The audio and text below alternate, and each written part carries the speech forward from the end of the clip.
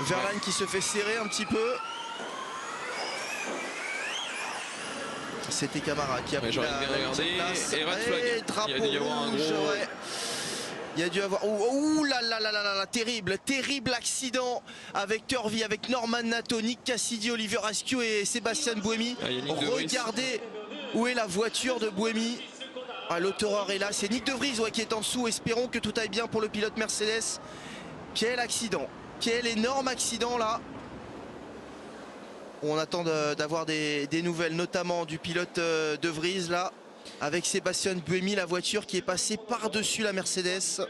Ouais, on vous l'avait dit, hein. Ça c'est des conditions vraiment délicates. La portion de ce circuit était vraiment très humide à cet endroit-là. Regardez Norman Nato. Ah, il y a toute la face avant malheureusement je pense qui est endommagée. Après je pense qu'il a envie de repartir parce qu'attention, il faudrait savoir un petit peu le niveau du règlement. En fonction de la durée du drapeau rouge, il est peut-être possible de pouvoir intervenir sur la voiture et de changer la face avant si ce n'est que ça, si ce n'est pas forcément du mécanique au sens propre du terme. S'il arrive à repartir, le pilote français, peut-être qu'on pourrait lui changer l'aileron avant, tout le bloc avant, qui pourrait repartir, mais déjà une grosse sortie effectivement. La course interrompue pour le moment après moins de 2 minutes. Hein. Et regardez Norman Nato, ouais, ça serait pas mal qu'il puisse repartir le français, mais là c'est vrai que la voiture est clairement abîmée. Oliver Askew. Ouais, je crois qu'il y a un problème au niveau du pied gauche. Je pense que c'était un effet d'empilement. Regardez, on va voir ce qui s'est passé. Ah, il y a dû avoir. Ouf, oui, ça part de loin. C'était Camara. Non, là c'est bon. C'est derrière qui se passe. Oh oui, c'est Nato. C'est Nato. Ouf, et Buemi qui vient taper très fort. Ouais, Buemi en fait qui. C'est. Ouh, ah oui, non. C'est Nick De Vries qui vient s'empaler dans Buemi. Derrière l'autoreur, Tic-Tom, Askew.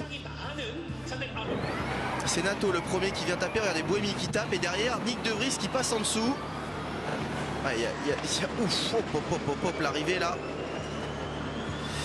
Il devait y avoir une portion avec beaucoup d'eau à cet endroit-là sur le freinage. Ça c'est un accident qui est impressionnant quand on le voit à la fin. Au final tout va bien.